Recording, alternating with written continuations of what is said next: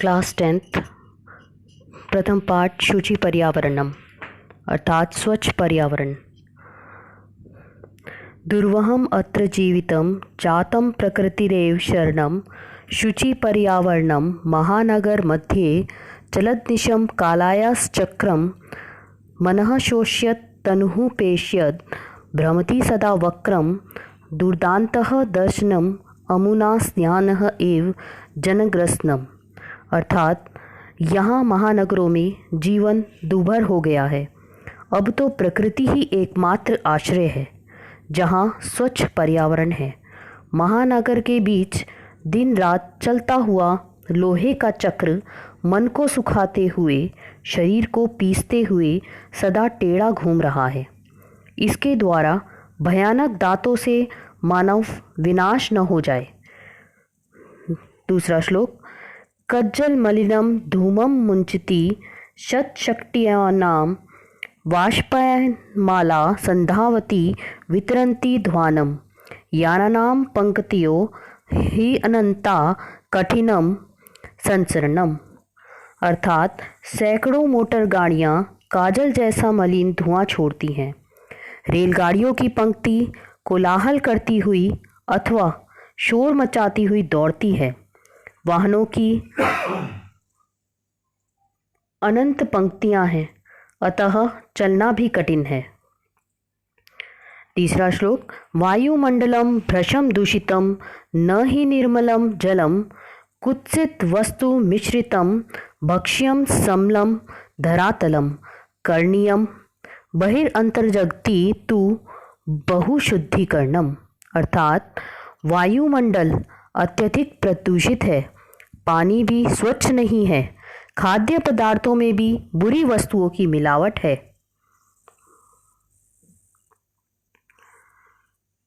धरातल गंदगी से भरा पड़ा है। संसार में बहुत अधिक बाहरी और आंतरिक शुद्धिकरण किया जाना चाहिए। चौथा श्लोक।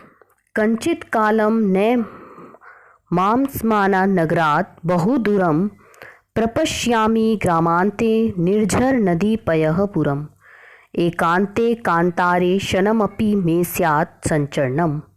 अर्थात कुछ समय के लिए मुझे इस नगर से दूर ले चलो। गांव की सीमा पर झरने, नदी तथा जल से भरा हुआ तालाब देखना चाहता हूँ। एकांत जंगल में क्षण भर के लिए मेरा भ्रमण हो जाए। पांचवा श्लोक।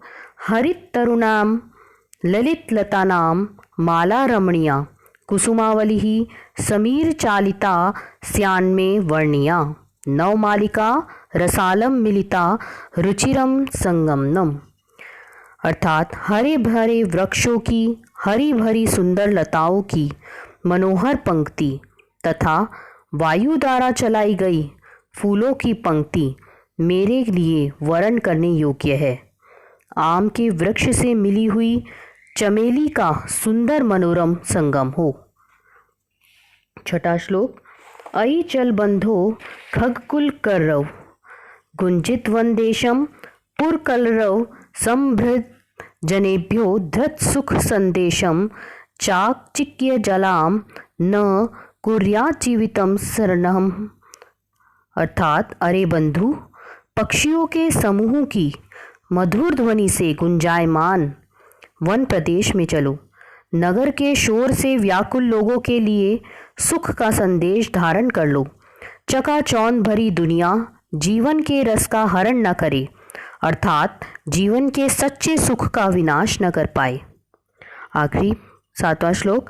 प्रस्तर तले लता तरु गुल्मा न भवन्तु पिष्टाः पाषाणी सभ्यता निसर्गे स्यान्न समाविष्टा मानवाय जीवनम काम्ये न जीवन मरणम। अर्थात लताएं, वृक्ष तथा झाड़ियाँ पत्थरों के नीचे न पिसें, पथरीली सभ्यता प्रकृति में न समा जाए। मैं मानव के लिए जीवन की कामना करता हूँ, जीवित रहते हुए मौत नहीं चाहता हूँ।